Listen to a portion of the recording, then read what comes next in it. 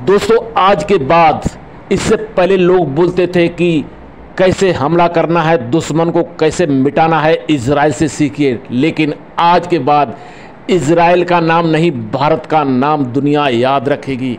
दुनिया यही कहेगी, इजराइल नहीं, भारत से सीखिए।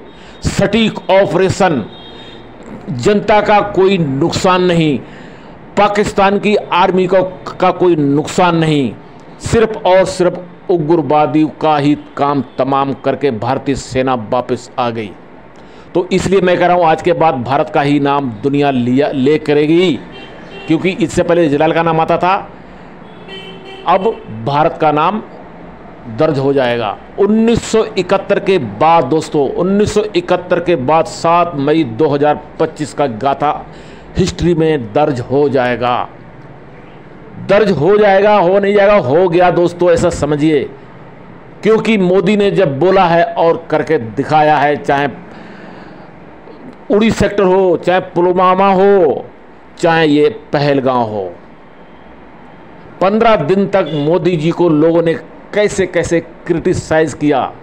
बदला कब, क्यों देरी हो रही है सरकार की, बदला क्यों नहीं लिया जा रहा है, आखिर इतनी देरी क्यों। लेकिन आज 140 जनता, यानी 140 जनता भारत की thank you Modi ji, thank you Modi ji कह रही है।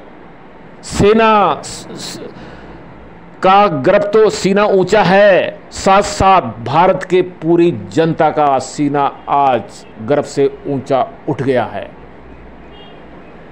छोटा हमला नहीं है साथियों, ये 9 जगह हमला करना, 21 मिसाइलें दागना, 21 मिसाइलें दागना, ये छोटी बात नहीं है, बहुत बड़ी बात है।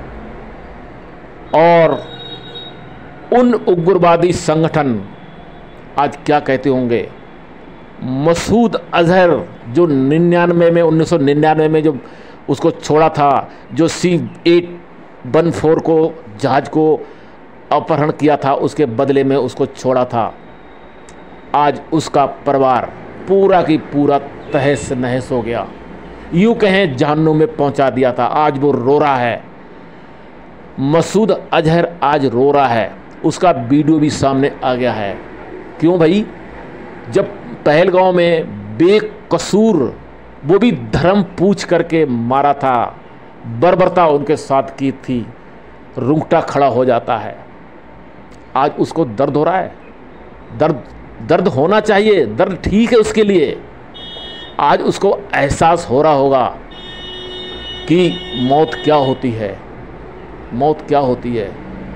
खैर, तुम भी ज़्यादा दिन का मेहमान नहीं है, लेकिन अब पाकिस्तान के लिए एक और हिदायत है साथियों।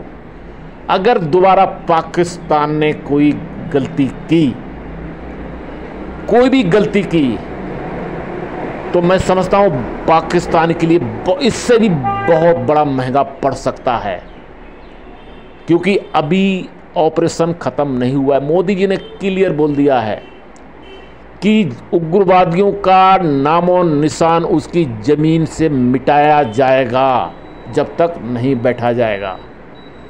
तो ये 9 जगह जो हमला हुआ है, ये यहीं तक सीमित नहीं है। अगर पाकिस्तान ने कुछ ऐसा गलत किया तो उसको बहुत बड़ी सज़ा चुकाना पड़ेगा। मैं समझता हूँ पाकिस्तान समझ गया होगा, उसको याद आ गई होगी, क्योंकि उसका जो चाइना का कौन सा 100 मिसाइल है ट्रैक करता, वो भी काम नहीं किया। उसके यूँ कहें, उसके सभी नेटवर्क धराशायी हो गए। लोग पूछ रहे हैं, पाकिस्तान के मीडिया कर्मी पूछ रहे हैं पाकिस्तान की सरकार से, आखिर कहाँ गए तुम्हारे इक्विपमेंट। तो सबको पता है चाइना का क्या माल है, कोई गारंटी नहीं होती है। चाइना का माल की कोई गारंटी नहीं है। तो वो चाइना के हथियार, गोला बारूद तो पाकिस्तान के पास है, तो उनकी कोई गारंटी है ही नहीं।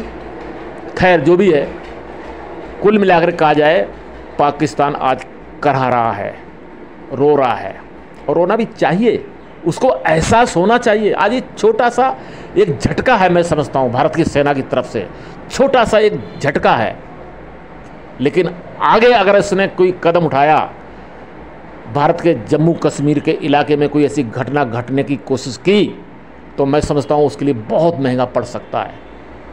अब वो पुराने ज़माना नहीं है, नया भारत है, ये सोच ले पाकिस्तान, नया भारत है। अब नहीं होगा, जो कहा है वो होकर रहेगा। और मोदी जी जो कहते हैं वो अटल है, समझ लीजिए अटल है। लोग क्यास लगा रहे थे, पाकिस्तान तरफ से रुझान आ रहे थे, हमले का इंतजार कर रहे थे। आखिर मोदी के मन में क्या है? कुछ हो नहीं रहा है। कब होगा, कहाँ से होगा, किस तरफ होगा, किधर से आएगा, कोई पता नहीं। तो आज आपको इसका जवाब मिल गया, इसका जवाब आपको मिल गया। तो दोस्तों, ये है हमारी भारतीय सेना को सलूट है, गर्व है। एज ए सैनिक मुझे तो इतनी खुशी है कि मैं सही में अब क्या कहूँ। तो मैं तो हूँ, खैर भारतीय जनता सलूट कर रही सेना के लिए, सरकार के लिए, मोदी जी के लिए, जो ऑपरेशन गए उनके लिए। तो मैं समझता हूँ बहुत बड़ी बात है, ये बहुत बड़ी बात है। अब दोबारा अगर पाकिस्तान गलती कर दी तो उसको बहुत बड़ा महंगा पड़ सकता है। दोस्तों, आप इसमें क्या राय रखते हैं जरूर कमेंट्स करके बताना। नमस्कार।